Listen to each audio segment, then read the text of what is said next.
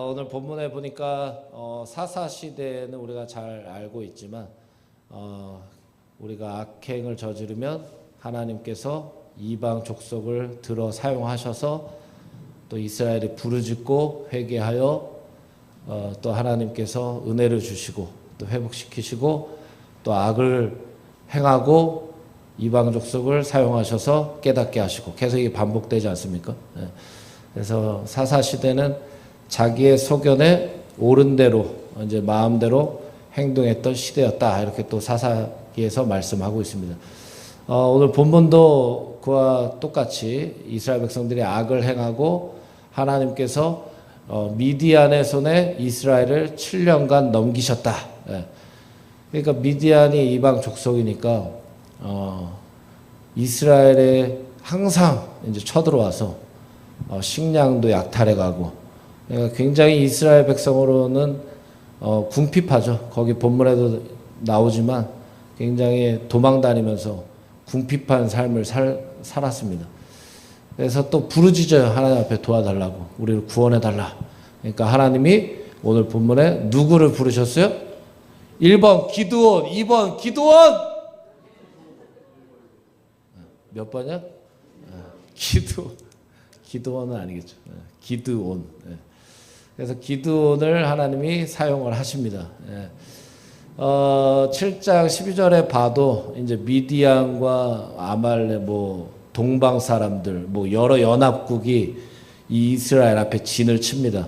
그래서 그들의 숫자가 메뚜기 떼와 같다. 이렇게 해서 또 해변의 모래와 같다. 엄청나게 숫자도 셀 수 없을 만큼 많은 이제 이방 족속들이 이스라엘에 쳐들어온 거예요. 또 그때 하나님께서 이제 이스라엘 백성들에게 승리를 허락을 하신단 말이에요. 그래서 이렇게 어떻게 보면 우리의 힘으로 해결될 수 없는 문제인데도 어떻게 이스라엘 백성들이 오늘 본문에 승리할 수 있었느냐에 대해서 살펴보려고 합니다. 그래서 세 가지를 살펴보려고 하는데 첫 번째는 한번 따라해 볼까요? 두려움을 이겨내고 사명의 자리를 지킵시다. 할렐루야. 그래서 지금 미디안과 연합군이 굉장히 많은 숫자가 진을 쳤어요. 근데 하나님이 기드온에게 처음에 뭐라고 말씀하시냐? 숫자가 너무 많다. 미디안의 숫자가 너무 많다는 게 아니고 이스라엘 백성들의 숫자, 지금 싸우러 나온 이스라엘 백성들이 모두 몇 명이에요? 32,000명. 32,000명의 숫자가 너무 많다는 거예요. 근데 32,000명이 뭐가 많아요? 메뚜기 떼와 같이 쳐들어오고 해변의 모래와 같은 이방 족속들에 비하면 32,000명은 너무 적어요. 근데 하나님은 뭐라고 하셨다고요? 너무 많다. 우리의 생각으로는 이해가 되지 않는 하나님의 말씀 아닙니까? 그래서 왜 이렇게 하나님이 말씀하셨냐 보니까 32,000명을 데리고 싸우면 분명히 너희들은 너희가 열심히 싸웠기 때문에 이겼다고 얘기할 거다. 이렇게 하나님이 말씀하셨다는 거예요. 그러니까 하나님은 우리를 너무나 잘 아세요, 모르세요? 잘 아시죠? 그러니까 우리도 흔히 여러 가지 사역할 때도 그러고 신앙생활 할 때도 그러고 삶을 살아갈 때 문제가 일어날 때마다 이제 해결해 가는 과정을 경험해 오셨을 텐데 어떤 사람은 내가 했다라고 얘기하는 분들이 있는가 하면 어떤 분들은 하나님이 하셨다. 할렐루야. 근데 내가 했다라고 고백하는 사람들을 보면 대부분 충분히 그 환경과 상황을 보면 이 정도는 내가 할 수 있지라는 그 이해 수준이 있는 것 같아요. 그런데 우리는 매번 어떠한 상황과 환경이 펼쳐지든지 누가 하셨다고 고백해야 돼요? 하나님이 하셨다. 할렐루야. 하나님이 하셨다고 고백을 해야 된다는 거예요. 그러니까 하나님은 이스라엘 백성들을 너무 잘 알기 때문에 처음부터 교만할 수 있는 길을 막으신 거예요. 그래서 오늘날도 우리가 교만할 수 있는 길 욕심으로 걸어갈 수 있는 길, 이런 모든 세상의 죄악된 길을 하나님이 여전히 막고 계심을 믿으시기 바랍니다. 그래서 막아주시는 거 처음부터. 그래서 주님만이 해결하실 수 있는 길로 지금 이스라엘 백성들을 인도해 가고 계신다. 처음에 이스라엘 백성들에게 전쟁 앞에서 그 전쟁을 이길 수 있는 방법을 얘기를 해줘요. 기드온에게 얘기해 주시는 거예요. 뭐라고 얘기하십니까? 두려워 떠는 자들은 돌아가라. 이게 전쟁의 방법. 전쟁하기 전에 임하는 자세와 태도. 두려워 떠는 자들은 돌아가라. 근데 적군이 앞에 있어요. 나보다 강해요. 나보다 무기도 뛰어나고 싸움도 잘해요. 그러면 당연히 두렵겠죠. 그러니까 하나님이 말씀하시는 거 어찌 보면 당연한 얘기예요. 두려워 떠는 자들은 돌아가라. 근데 안 두려울 사람이 누가 있겠어요? 두려우세요? 안 두려우세요? 두려울 때가 있으세요? 없으세요? 그럼? 있죠? 근데 하나님이 두려운 거 뻔히 알면서 중요한 게 있어요. 두려운 걸 아시잖아요. 그렇죠? 하나님이. 두려운 건 하나님이 아신다는 거예요. 두려워 떠는 자들은 돌아가라. 근데 그 뒤에 뭐라고 해요? 남아있으래요? 돌아가래요? 뭐 오늘도 기분 나쁜 일 있으셔? 두려워 떠는 자는 남아있어라? 돌아가라? 돌아가라는 거예요. 두려운 건 누구나 다 똑같이 두려워요. 근데 돌아가는 건 내 선택이에요. 그렇죠? 하나님이 지금 미디안과 연합군과 싸우려고 어떻게 보면 군사를 모집한 거죠. 그래서 처음에는 주님이 부르신 그 자리에 같이 있는 것 같이 보여요. 다 똑같은 것처럼 보여요. 근데 하나님은 계속해서 정말 하나님을 신뢰할 수 있는 사람들을 남겨두고 싶으신 거예요. 그래서 두려운 건 똑같지만 돌아가는 건 다르다. 왜? 남아있을 수도 있거든요. 이건 내 선택이에요. 그 누가 남아있을 수 있느냐? 한번 따라해볼까요? 하나님을 더욱 신뢰하고 사랑하는 자. 할렐루야. 요한일서에도 사랑이 두려움을 내어 쫓는다. 그러니까 내가 하나님을 사랑하면 사랑할수록 내 안에 두려움은 사라질 줄 믿습니다. 그러니까 이 두렵다고 얘기해야 되는 건 바로 내 입에서 나와야 되는 거예요. 저 두려워요. 저 돌아갈래요. 그러니까 우리는 돌아가는 자가 되면 안 된다는 거예요. 우리 안에 문제보다 크신 하나님을 발견해야지 그 문제에 내가 제압당하고 지배받아서 그 문제만 집중하다 보면 두려움이 엄습하지 않습니까? 근데 중요한 건 뭐예요? 하나님은 우리에게 두려움을 주신 적이 없어요. 하나님은 우리에게 평안을 주시고 믿음을 주시고 은혜를 주시고 아멘 할 때까지 하는 거예요. 하나님은 우리에게 믿음을 주신단 말이에요. 사랑을 주시고 은혜를 주시지 하나님이 우리에게 두려움을 주시는 분입니까? 아니라는 거예요. 그러니까 우리는 하나님이 주시는 믿음을 통해 두려움을 이겨내고 사명의 자리를 지켜내야 될 줄 믿습니다. 두 번째, 한번 따라해 볼까요? 승리의 비결은 나의 육체의 필요를 넘어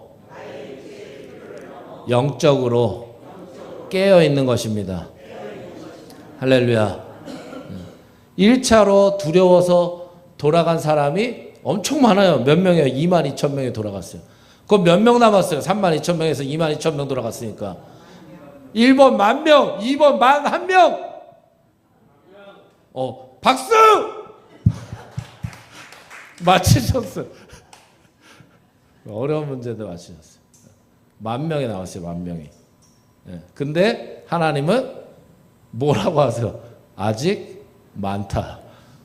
10,000명도 많다. 와, 하나님은 진짜 너무하십니다. 지금 10,000명밖에 안 남았는데 아직도 많다고 하시다니. 우리의 입장에서 충분히 그럴 수도 있어요. 10,000명도 하나님이 많다고 그러는 거예요.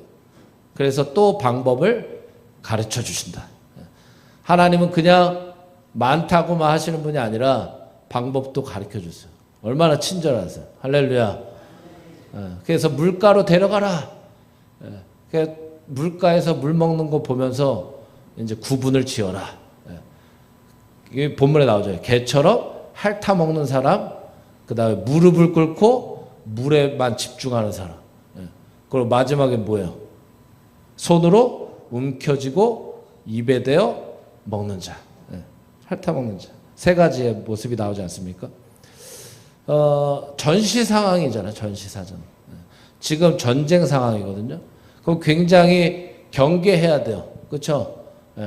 내가 혹여나 경계하지 않으면 언제 어디서 나타날지 몰라요. 적군이. 내 생명이 위협받을 수도 있는 상황 아닙니까? 그래서 이러한 모습들을 보면서 하나님이 왜 이 방법을 얘기하셨는지 알 것 같다는 거예요. 왜? 물은 뭐예요? 물. 나의 필요와 이익이란 말이에요. 근데 지금 전시 상황이에요. 그 물을 딱 봤어요. 그럼 내가 너무 목이 말라요. 육체의 필요 아닙니까? 경계도 다 허물어졌어요. 그냥 긴장도 안 해요. 그냥 물로만 향하는 거예요. 물로만. 내 육체의 필요와 이익만 채워지면 나는 상관없다는 사람들. 그러니까 지금 그 자리에 누가 세우신 거예요? 대답하셔도 돼요. 지금 그 자리에 누가 세우신 거예요? 하나님이 세우신 거잖아요. 하나님이 부르신 거잖아요. 왜? 미디안과 연합군과 싸워라. 사명을 주셨단 말이에요. 근데 사명이 사라졌어요. 내 육체의 필요만 남았어요. 내 육체의 정욕만 쫓는 거예요. 물밖에 안 보이는 거예요. 하나님을 잊어버린 거예요. 우리도 그런 분들 많이 보지 않습니까? 분명히 같이 신앙생활 했는데, 같이 시작한 것 같은데, 같이 은혜 받은 것 같은데, 언제부턴가 그분이 안 보여요. 그리고 그 자리에 똑같이 주님을 사랑해서 남아있는 것 같았는데, 언제부턴가 다른 길로 가는 거예요. 사역의 자리에서, 예배의 자리에서 전혀 가치관이 달라지는 거예요. 제가 초등부를 요즘에 설교를 하고 있어요. 아시죠? 모르시는 분은 괜찮아요. 지금 얘기했으니까. 제가 초등부 설교할 때 토크쇼처럼 하거든요. 돌아다니면서. 그 제가 초등부 애들한테 그랬어요. 얘들아, 지금 같이 똑같이 예배 드리는 것 같아도 나중에 커서 내 옆에 있는 친구가 없을 수 있다. 왜 그럴까? 지금 이 신앙생활을 소홀히 여기면 나중에 큰 시험과 환난과 유혹이 왔을 때 이겨낼 힘이 없다. 그래서 지금 힘을 기르는 게 이 예배다. 영적인 힘을 기르라. 말을 해주는 거예요. 근데 이거는 어린애들만의 그 범위에 국한되지 않아요. 날마다. 작년들은 더 마찬가지고. 그렇죠? 나이는 상관없다는 거예요. 유혹이 무슨 신앙생활 연수에 따라 옵니까? 아무한테나 유혹하지, 사탄이. 두루 다니면 산기차를 찾는데. 사탄의 공격도 누구에게나 공격하는 거예요. 기도 많이 하는 사람한테도 공격 오고요. 기도 안 하는 사람한테도 공격 오는 거예요. 다만 내가 지금 영적인 힘을 계속해서 길러놓지 않으면, 만약에 우리가 실제로 예배하지 못하는 순간에 오면 나 홀로 예배해야 되는 거예요. 코로나 시절이 그러지 않았습니까? 근데 더 심한 환란이 오면 어떻게 하실 거예요? 아직 안 왔으니까요. 아니란 말이에요. 미래를 우리가 알 수 없어요. 그러나 확신하는 건 있어요. 뭐냐? 하나님이 우리를 떠나지 않으시겠다고 약속하셨어요. 세상 끝날까지 내가 너희와 함께 하겠다. 하나님의 약속을 믿을 뿐이에요. 미래가 불투명해도 하나님의 말씀은 변하지 않기 때문에 하나님의 말씀을 따라갈 뿐이에요. 그럼 그 끝에 생명의 면류관이 기다리고 있고, 지금 받는 고난보다 다가올 영광이 더 크기 때문에 믿음으로 이겨낼 수 있는 거예요. 우리에게 그러한 영적인 깨어있음이 있어야 될 줄 믿습니다. 내가 육체의 필요가 우선적이라고 생각해 보세요. 그럼 내 신앙생활은 육체의 필요에 따라 달라지는 거예요. 하나님이 나 이거 안 주셨네? 그거 하나님 버려요. 아이, 저 믿음이 연약하잖아요. 그러면 우리가 나중에 심판대 앞에 섰을 때 하나님 그때 왜 안 주셨어요? 따질 수 있을 것 같습니까? 못 따져요. 이미 그 앞에 섰으면 끝난 거예요. 그러니까 우리의 믿음이 연약하면 안 된다는 거예요. 믿음이 연약할 수는 있어요. 그럼 저번에도 말씀드렸지만 연약하면 연약할수록 더 하나님 붙잡아야죠. 내가 연약한 거 알면서 하나님을 떠난다? 그럼 말도 안 되는 거예요. 내 육체의 필요에 따라 신앙생활 흔들리지 않기를 주의 이름으로 축복합니다. 저 사람 때문에 저 신앙생활 못해요. 이해할 수 있어요. 근데 사람을 보지 않을 정도의 믿음의 수준으로 올라가야죠. 그럼 반대로 생각해야죠. 내가 저 사람 때문에 신앙생활 안 한다가 아니라 저 사람이 보이지 않을 만큼 하나님께 집중할 만큼, 왜? 하나님께 집중하면 원수도 사랑하게 돼 있어요. 내가 하나님께 집중하지 않으니까 사람에게 집중하는 거잖아요. 그러니까 우리가 그 정도의 영적인 깨어있음이 있어야 될 줄 믿습니다. 할렐루야. 항상 이렇게 설교 본문을 만들어 놓고 안 보고 하는 거예요. 저 어디 하고 있는 거예요? 근데 제가 내용이 다 있어요. 근데 마지막 세 번째 한번 따라해 볼까요? 승리의 비결은 이해되지 않아도 말씀에 순종하는 것입니다. 할렐루야. 10,000명이 남았어요. 그렇죠? 근데 이 물가에 물을 먹는 것 때문에 몇 명이 남았어요? 300명. 이 물가에서 물을 먹을 때 이 300명이 왜 뽑힌지 아세요? 물을 움켜쥐고 자기의 손에 있는 거 핥아서 먹었다고 그랬잖아요. 근데 여기는 이제 단수란 말이에요. 복수가 아니고 한 손으로 움켜쥔 거야. 한 손, 물을.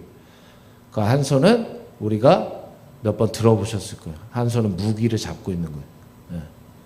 그게 내 육체의 필요보다 나를 부르신 하나님의 뜻을 붙잡고 있는 거예요. 한 손은 무기를 잡고 한 손으로만 먹는 거예요. 물을. 그러니까 우리도 그러한 말씀에 순종이 있어야 됩니다.